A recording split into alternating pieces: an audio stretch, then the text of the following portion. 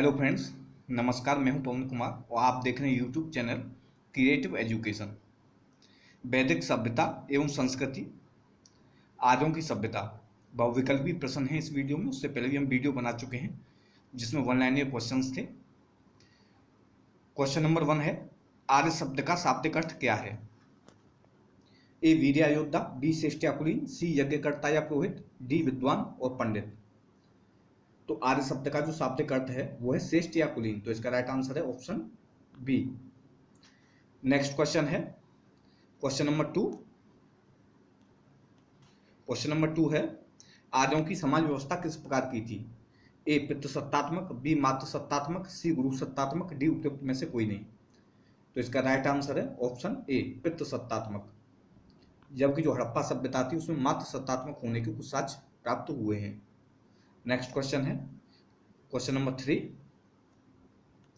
Question number 3 है, पूर्व वैदिक या ऋग्वैदिक संस्कृति का काल किसे माना जाता है? ए 1500 ईसा पूर्व से 1000 ईसा पूर्व, बी 1000 ईसा पूर्व से 600 ईसा पूर्व, सी 600 ईसा पूर्व से 600 ईस्वी, डी इनमें से कोई नहीं।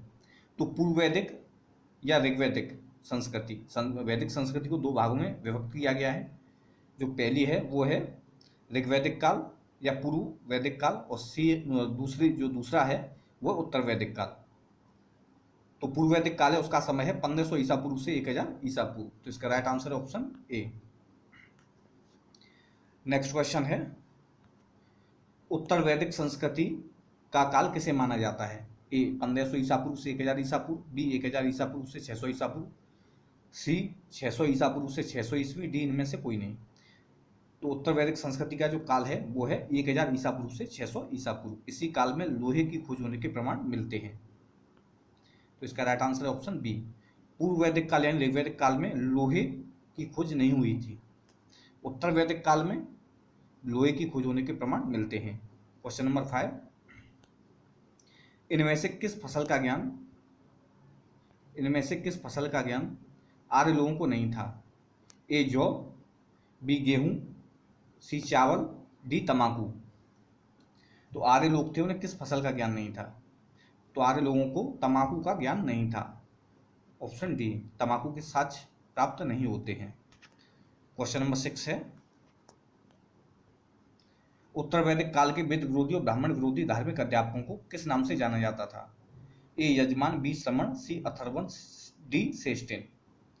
तो वेद विरोधी और ब्राह्मण विरोधी जो उत्तर वैदिक काल के अध्यापक हुए हैं उनको श्रमण के नाम से जाना जाता था।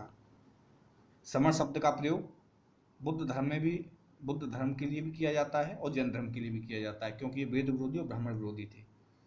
क्वेश्चन नंबर 7, वैदिक गणित का महत्वपूर्ण अंग क्या है? ए शतपथ ब्राह्मण, बी अथर्ववेद, सी शुल्बसूत्र और डी छांदोग्य उपनिषद। तो जो वैदिक गणित का महत्वपूर्ण अंग है वो है शुल्बसूत्र। इसमें ज्यामिति विधि का प्रयोग किया गया है तथा यज्ञ का जो हवन कुंड है उसका माप कैसा होना चाहिए, उसकी चौड़ाई कितनी होनी चाहिए, ये सब इसमें ज्यामिति विधि से बताया गया है। क्वेश्चन नंबर 8 है, किस वेद में प्राचीन वैदिक युग की संस्कृति के बारे में सूचना दी गई है? ऋग्वेद, बी यजुर्वेद, सी अथर्ववेद, डी सामवेद। तो जो प्राचीन वैदिक युग की संस्कृति के बारे में सूचना दी गई है वो ऋग्वेद में दी गई है। तो इसका right answer option A. Question number 9 है, निम्नलिखित में से उत्तर वैदिक काल में लिखे गए ग्रंथों का सही क्रम कौन सा है? ए वेद ब्राह्मण आरण्यक व उपनिषद, बी वेद उपनिषद ब्राह्मण व आरण्यक, सी उपनिषद वेद ब्राह्मण व आरण्यक और डी वेद आरण्यक ब्राह्मण व उपनिषद। तो इसका राइट आंसर है ऑप्शन ए। वेद का अर्थ होता है प्रकाशवान या ज्ञान का भंडार। ब्राह्मण ग्रंथ जैसे पुराण आदि की रचना हुई है उसके बाद आरण्यक का अर्थ होता है जो जंगल या वन, और उपनिषद का अर्थ होता है समीप बैठना। तो सबसे पहले वेद, फिर ब्राह्मण ग्रंथ, फिर आरण्यक और फिर उपनिषद। क्वेश्चन नंबर 10 है, कौन से 3 वेद संयुक्त रूप से त्रयी या वेत्री कहलाते हैं? ऋग्वेद, यजुर्वेद, सामवेद, बी ऋग्वेद, यजुर्वेद, अथर्ववेद, सी ऋग्वेद, सामवेद और अथर्ववेद, डी यजुर्वेद, सामवेद और अथर्ववेद।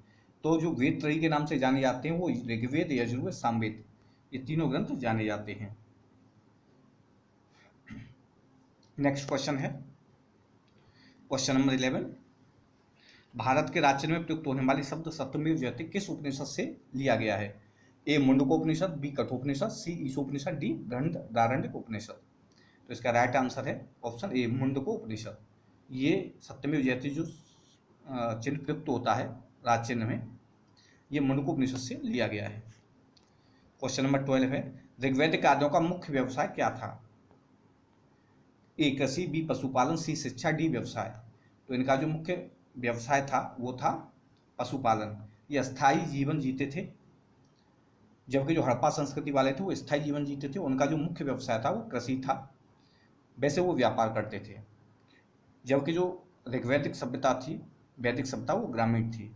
क्वेश्चन नंबर 13 है, भारतीय संगीत का आदि ग्रंथ किसे कहा जाता है? 4 वेदों के नाम दिए हैं, ऋग्वेद, उपनिषद, यजुर्वेद और सामवेद। तो जो भारतीय संस्कृति का जो आदि ग्रंथ है वो सामवेद को कहा जाता है। साम का अर्थ होता है ज्ञान। सामवेद और ऋग्वेद में समानता है क्योंकि इसके ज़्यादातर जितने भी सूक्त हैं वो ऋग्वेद से लिए गए हैं। तो इसका राइट आंसर है ऑप्शन डी। नेक्स्ट क्वेश्चन है, ऋग्वेद में संपत्ति का प्रमुख रूप क्या है? ए गोधन, बी भूमि, सी ए और बी दोनों, डी इनमें से कोई नहीं। तो जो ऋग्वेद में संपत्ति का प्रमुख रूप है वो है गोधन। तो इसका राइट आंसर ऑप्शन ए। इसके अलावा भूमि भी संपत्ति का रूप है, परंतु जो मुख्य रूप है वो है गोधन।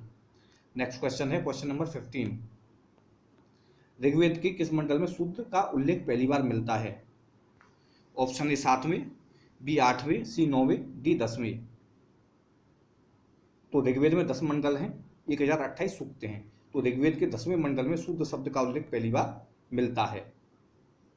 जबकि जो 7वां मंडल है उसमें 10 राजाओं के बीच जो परुष्णी यानी रावी नदी के किनारे पर जो युद्ध हुआ था उसका वर्णन है।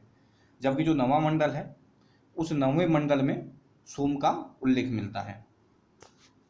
नेक्स्ट क्वेश्चन है, आर्यों की प्रशासनिक इकाई कितने भागों में बटी थी? Option A 4, B 6, C 7, D 5। तो आर्यों की जो प्रशासनिक इकाई थी जिसके द्वारा वो अपने पूरे राज्य का प्रबंध करते थे वो 5 भागों में बटी थी। ऑप्शन डी राइट आंसर है। कौन से थे वो? कुल या कुटुंब, ग्राम के बाद था विश्व, फिर जन और फिर राष्ट्र। क्वेश्चन नंबर 17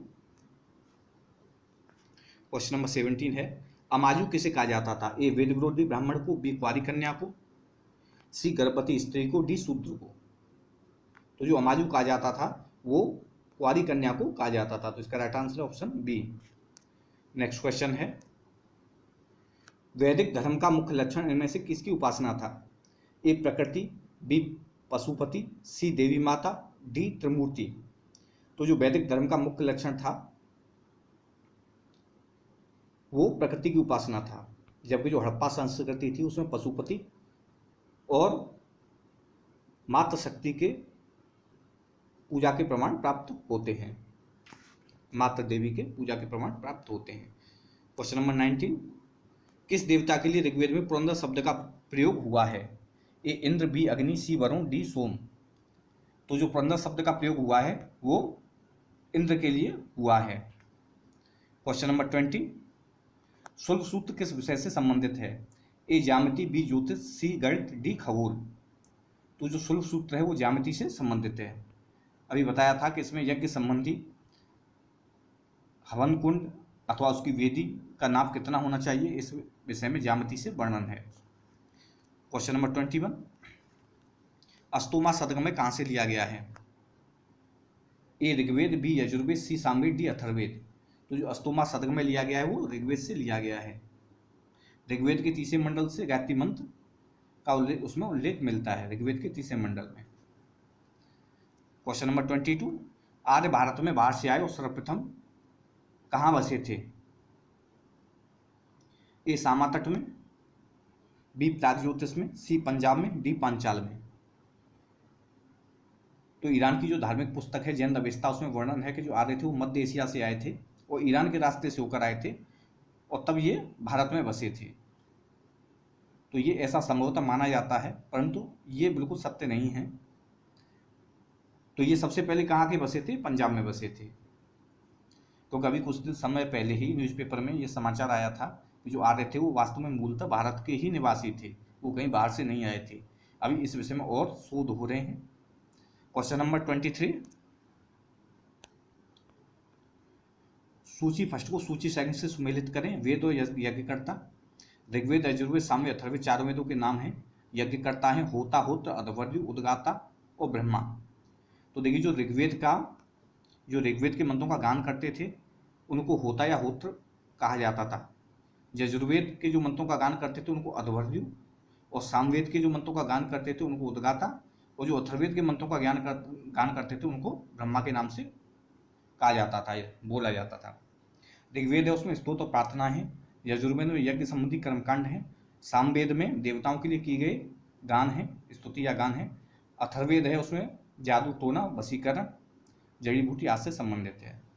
क्वेश्चन नंबर 24, वेदों को अपौरुषिक क्यों कहा जाता है? ए, क्योंकि वेदों की रचना देवताओं के द्वारा की गई है। बी, क्योंकि वेदों की रचना पुरुषों के द्वारा की गई है। क्योंकि वेदों की रचना ऋषियों के द्वारा की गई है। डी, इनमें से कोई नहीं। तो वेदों को अपौरुषेय इसलिए कहा जाता है क्योंकि हिंदू धर्म के अनुसार वेदों की रचना देवताओं के द्वारा की गई है, या फिर ये ब्रह्मा जी से या परमात्मा से प्रकट हुई। क्वेश्चन नंबर 25, वैशेषिक दर्शन के प्रतिपादक हैं। ए, कपिल, बी, अक्षपाद गौतम, सी, उल्लूकड़ा, डी, पतंजलि। तो भारत की जो धर्म ग्रंथ हैं उनमें 60 दर्शन का उल्लेख मिलता है। तो वैशेषिक दर्शन के प्रतिपादक कौन है? वो है उल्लूकड़ा। तो इसका राइट आंसर है ऑप्शन सी। कपिल सांख्योग के प्रतिपादक थे। अक्षपाद गौतम न्याय दर्शन के प्रतिपादक थे। पतंजलि योग के प्रतिपादक थे, और जो उल्लूकड़ा थे वो वैशेषिक दर्शन के प्रतिपादक हैं।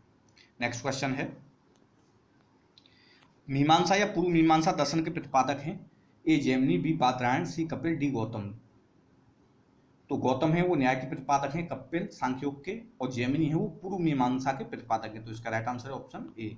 जबकि जो बादरायण व्यास हैं वो उत्तर मीमांसा के प्रतिपादक हैं। क्वेश्चन नंबर 27, वेदांत या उत्तर मीमांसा दर्शन के प्रतिपादक कौन हैं? ए, जैमिनी, बी, बादरायण, सी, बुद्ध और डी, महावीर। तो इसका राइट आंसर है ऑप्शन बी, अभी मैंने बताया था। बादरायण या व्यास वेदांत या उत्तर मीमांसा के प्रतिपादक हैं। क्वेश्चन नंबर 28, ऋग्वेद का कौन सा मंडल पूर्णतः सोम को समर्पित है? ए, 7वां मंडल, बी, 8वां मंडल, सी, 9वां मंडल, डी, 10वां मंडल। तो ऋग्वेद का 9वां मंडल पूर्णतः सोम को समर्पित है, जबकि जो 10वां मंडल है उसमें शूद्र शब्द का उल्लेख पहली बार मिलता है। 7वें मंडल में दासराज यानी 10 राजाओं के युद्ध का वर्णन है जो परशुनी यानी रावी नदी के किनारे पर लड़ा गया था। 3वें मंडल से गायत्री मंत्र की प्राप्ति होती है। इसमें 10 मंडल और 1028 सूक्त हैं। ऋग्वेद सबसे पुराना वेद है। क्वेश्चन नंबर 29, प्रसिद्ध 10 राजाओं का युद्ध या दासराज युद्ध किस तट पर लड़ा गया? ए, गंगा, बी, ब्रह्मपुत्र, सी, कावेरी, डी, परशुनी। तो इसका राइट आंसर है ऑप्शन डी, परशुनी, जिसको अब रावी नदी के नाम से कहा जाता है। 10 राजाओं का युद्ध या दासराज युद्ध यहीं पर लड़ा गया था।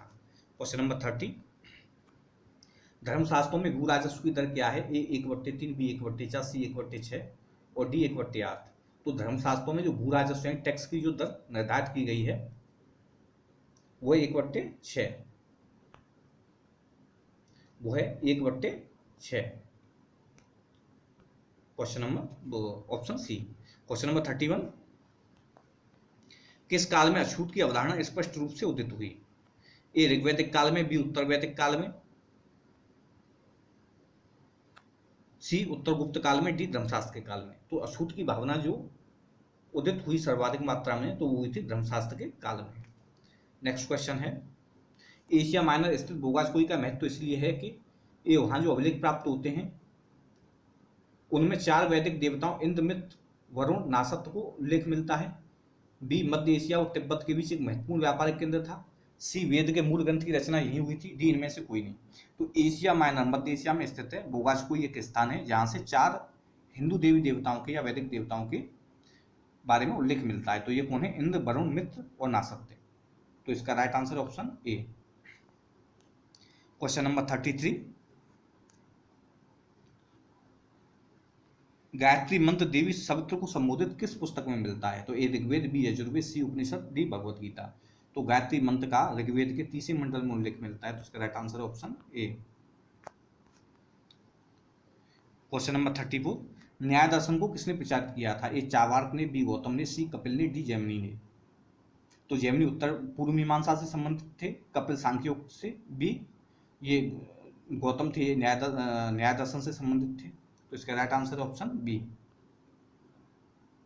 गौतम। क्वेश्चन नंबर 35, प्राचीन भारत में निष्क से क्या जाने जाते थे? ए स्वर्ण आभूषण, बी गायें, सी तांबे के सिक्के, डी चांदी के सिक्के। तो निष्क वैसे स्वर्ण सिक्कों को कहा जाता था और स्वर्ण आभूषणों को भी कहा जाता था। तो इसका राइट आंसर ऑप्शन ए। उपनिषद किस पर आधारित पुस्तकें हैं? ए धर्म पर, बी योग पर, सी विधि पर, डी दर्शन पर। तो उपनिषद का अर्थ होता है समीप बैठना, पास में बैठना। तो ये दर्शन पर आधारित पुस्तकें हैं। उपनिषदों की जो संख्या है वैसे तो मुख्य रूप से 13 है, वैसे 200 से अधिक उपनिषद संभवतः पाए जाते हैं। तो इसका right answer option B. Question number 37, सूची फर्स्ट को सूची सेकंड से सुमेलित करें। ऋग्वेद, यजुर्वेद, सामवेद और अथर्ववेद, ये किससे हैं? तो ऋग्वेद है वो स्तोत्र एवं प्रार्थनाएं हैं, और जो यजुर्वेद है, सॉरी ऋग्वेद है उसमें स्तोत्र एवं प्रार्थनाएं हैं, तो इसका ये वाला होगा चौथा। यजुर्वेद है, यजुर्वेद का स्तोत्र एवं कर्मकांड है। सामवेद है, सामवेद का संगीत में स्तोत्र है। और अथर्ववेद है उसमें तंत्र मंत्र जादू टोना है, तो इसका हो जाएगा ये। तो इस तरह से इसका जो राइट आंसर है वो है ए का चौथा है। और उसके बाद है इसमें ए का चौथा, यजुर्वेद का है स्तोत्र एवं कर्मकांड, बी का दूसरा और सी का है पहला। ए का चौथा, बी का दूसरा, सी का पहला, डी का तीसरा। तो इसका राइट आंसर ऑप्शन ए। मैं दोबारा से रिपीट कर रहा हूं क्योंकि ये साफ नहीं आया है। ऋग्वेद में स्तोत्र एवं प्रार्थनाएं हैं, यजुर्वेद में स्तोत्र एवं कर्मकांड है, यज्ञ संबंधी विधि विधानों का वर्णन है। सामवेद है, उस सामवेद में संगीत में स्तोत्र हैं देवताओं के लिए। और जो सामवेद का जो मुख्य पार्ट है या लगभग 75% पार्ट ऋग्वेद पर ही आधारित है, ऋग्वेद की ही ऋचाओं को उसमें शामिल किया गया है। और जो अथर्ववेद है वो तंत्र मंत्र पर आधारित है। और जो वेद त्रयी के नाम से जाने जाते हैं वो है ऋग्वेद, यजुर्वेद और सामवेद। नेक्स्ट क्वेश्चन है, आरंभिक वैदिक साहित्य में सर्वाधिक वर्णित नदी कौन सी है? ए सिंधु, बी सतुर्दी, सी सरस्वती, डी गंगा। तो जो सतुर्दी नदी है उसको सतलज कहा जाता है। तो वैदिक साहित्य में जो सर्वाधिक वर्णित नदी है वो है सिंधु नदी। और जो सर्वाधिक जो पवित्र नदी मानी गई है वो है सरस्वती नदी। गंगा नदी का उल्लेख केवल एक बार मिलता है। क्वेश्चन नंबर 39, उपनिषद काल के राजा अश्वपति कहाँ के शासक थे?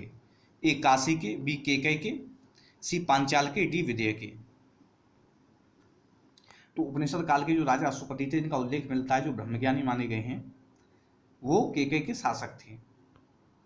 क्वेश्चन नंबर 40, आध्यात्म ज्ञान के विषय में नचिकेता और यम का संवाद किस उपनिषद से प्राप्त होता है? ए बृहदारण्यक उपनिषद, बी छांदोग्य उपनिषद, सी कठोपनिषद, डी केन उपनिषद।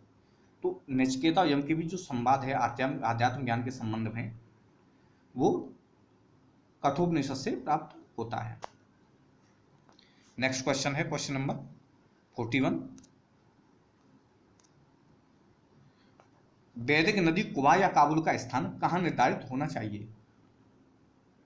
ए अफगानिस्तान में, बी चीनी तुर्किस्तान में, सी कश्मीर में, डी पंजाब में। तो कुबा यानी काबुल में है ये नदी, कुबा के नाम से जानी जाती है। और ये पाकिस्तान में आकर के गिरती है, सिंधु नदी के साथ मिल जाती है। तो इसका राइट आंसर है ऑप्शन ए अफगानिस्तान में। क्वेश्चन नंबर 42, कपिल मुनि द्वारा प्रतिपादित दार्शनिक प्रणाली कौन सी है? ए पूर्व मीमांसा, बी सांख्य दर्शन, सी न्याय दर्शन, डी उत्तर मीमांसा। तो कपिल मुनि ने किस दर्शन का प्रतिपादन किया था? तो इसका राइट आंसर है ऑप्शन बी सांख्य दर्शन। पूर्व मीमांसा जैमिनी ने, न्याय दर्शन गौतम मुनि ने और उत्तर मीमांसा बादरायण मुनि ने प्रतिपादित की थी। क्वेश्चन नंबर 43 है, भारत के किस स्थल की खुदाई से लौह धातु के प्रचलन के प्राचीनतम प्रमाण मिले हैं? ए तक्षशिला, बी अतरंजी खेड़ा, सी कौशाम्बी और डी हस्तिनापुर। तो एटा के अतरंजी खेड़ा से लौह धातु के प्रचलन के प्राचीनतम साक्ष्य प्राप्त हुए हैं। तो इसका राइट आंसर है ऑप्शन बी। क्वेश्चन नंबर 44, निम्नलिखित में से किसका संकलन ऋग्वेद पर आधारित है? ए यजुर्वेद, बी सामवेद, सी अथर्ववेद और डी इनमें से कोई नहीं। तो ऋग्वेद पर सामवेद का संकलन आधारित है, तो इसका right answer option B. Question number 45, निम्नलिखित में से कौन प्रस्थान त्रयी में शामिल नहीं है? ए भागवत, बी भगवत गीता, सी ब्रह्मसूत्र, डी उपनिषद। तो इसका राइट आंसर है ऑप्शन ए भागवत, क्योंकि भगवत गीता, ब्रह्मसूत्र, उपनिषद इन तीनों में प्रकृति पुरुष का या ब्रह्म ज्ञान का उल्लेख मिलता है, जबकि जो भागवत है वो भक्ति से संबंधित ग्रंथ है। नेक्स्ट क्वेश्चन है क्वेश्चन नंबर 46, कर्म का सिद्धांत किससे संबंधित है? न्याय से, मीमांसा से, वेदांत से या वैशेषिक से? तो इसका राइट आंसर है ऑप्शन बी मीमांसा से। उत्तर मीमांसा, पूर्व मीमांसा और उत्तर मीमांसा। पूर्व मीमांसा जैमिनी ने इसका प्रतिपादन किया था और उत्तर मीमांसा का बादरायण या व्यास ने इसका प्रतिपादन किया था। ये कर्मों से संबंधित है। नेक्स्ट क्वेश्चन है, सूची फर्स्ट को सूची सेकंड से मिलती है अथर्ववेद, ऋग्वेद, यजुर्वेद और सामवेद। रिपीटेड क्वेश्चन है, इससे पहले हम इसको करा चुके हैं, एक बार और देख लेते हैं। अथर्ववेद है वो जादू टोना या तंत्र मंत्र से संबंधित है, जबकि जो ऋग्वेद है उसमें देवताओं के लिए स्तोत्र पाठ प्रार्थनाएं हैं। यजुर्वेद है उसमें यज्ञ संबंधी कर्मकांड का वर्णन मिलता है, इसमें कुछ स्तोत्र भी हैं। और जो सामवेद है वो संगीतमय स्तोत्र है। नेक्स्ट क्वेश्चन है, चरक संहिता नामक पुस्तक किस विषय से संबंधित है? ए अर्थशास्त्र से, बी राजनीति शास्त्र से, सी चिकित्सा से, डी धर्म से। तो जो चरक संहिता है वो चिकित्सा शास्त्र से संबंधित है, तो इसका राइट आंसर है ऑप्शन सी। क्वेश्चन नंबर 49, यज्ञ संबंधी विधि विधानों का पता चलता है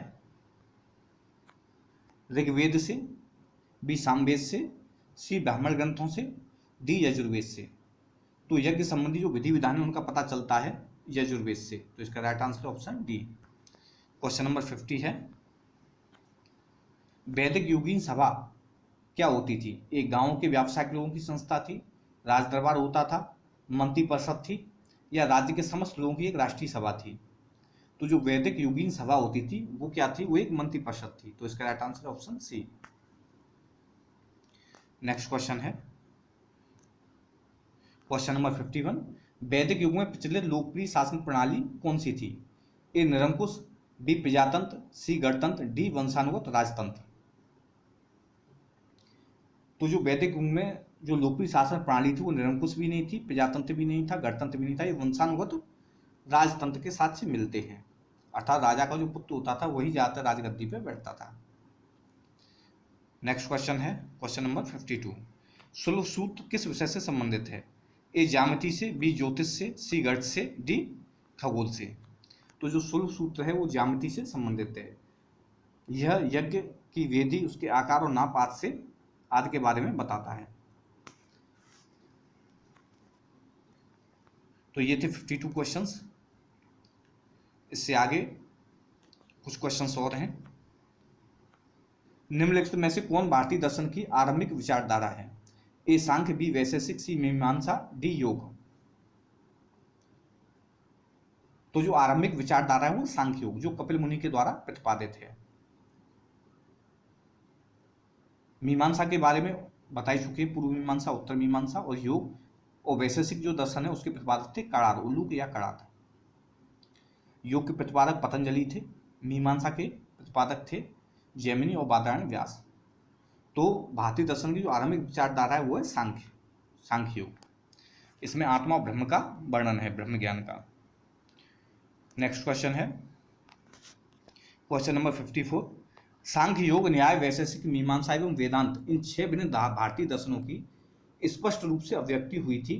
ए वैदिक युग में, बी गुप्त युग में, सी कुषाण युग में, डी मौर्य युग में। तो इन सब की जो स्पष्ट रूप से जो अभिव्यक्ति हुई थी वो वैदिक युग में हुई थी, तो इसका right answer option A. Question number 55, निम्नलिखित में से वह दस्तकारी कौन सी है जो आर्यों द्वारा व्यवहार में नहीं लाई गई थी? ए मृदबंध पोट्री, बी आभूषण, सी बड़ीगिरी, डी लोहार या लोहारगिरी। तो इसका राइट आंसर है ऑप्शन डी, लोहारगिरी के प्रमाण इस सभ्यता से प्राप्त नहीं होते हैं। क्वेश्चन नंबर 56, आयुर्वेद, धनुर्वेद, गंधर्ववेद और शिल्पवेद। तो जो आयुर्वेद है वह किससे संबंधित है? वह ऋग्वेद से संबंधित है। जो धनुर्वेद है वो यजुर्वेद से संबंधित है। जो गंधर्ववेद है वो सामवेद से संबंधित है। और जो शिल्पवेद या अर्थशास्त्र है वो अथर्ववेद से संबंधित है। तो इसका राइट आंसर है ऑप्शन ए। नेक्स्ट क्वेश्चन है,